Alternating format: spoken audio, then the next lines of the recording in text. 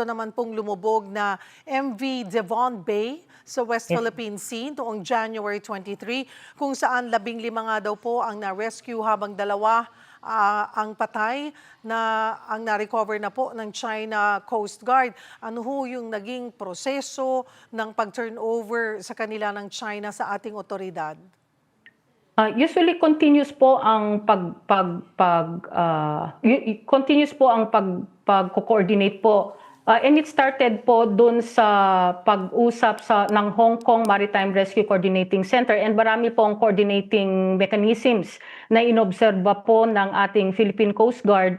And that also includes yung Department of Migrant Workers. So sila po, lalo na po yung Hong Kong Maritime Rescue Coordinating Center, sila po yung nagkasama po doon sa coordination rather between the Philippine Coast Guard as well as yung Chinese Coast Guard. However, out at sea, continuous pa rin po ang coordination po because yesterday, one of our ships was also there. Ever since na lumubog po itong si MV Devon Bay na nagkakandak po ng search and rescue operations.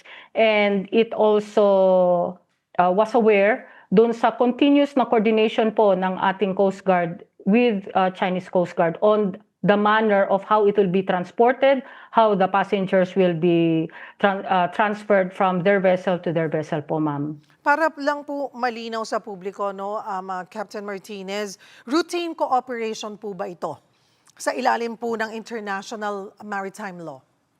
Actually po, ma'am, let me start off that any ship po, I would like to focus first on rescuing distressed vessels or persons who are in danger sa sea. So according sa UNCLOS, it is an obligation of a state or a vessel, whether military man or civilian ang vessel, to render services or assistance, immediate assistance to ships that are in distress, to include persons that are in danger at sea, no matter, regardless of nationality or jurisdiction.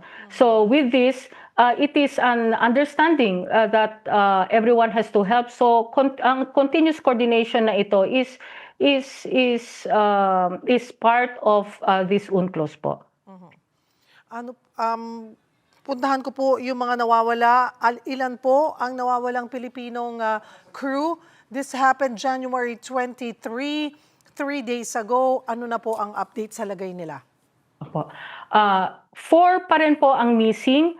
So if you would look at the pattern po kung saan lumubog ang MV Devon Bay, it was it was reported to be 151 nautical miles from sa Pangasinan, and that is, if you would base it dun sa Bajo de Masinloc, that is closer to Bajo de Masinloc po, and that is in the northwest part ng Bajo de Masinloc.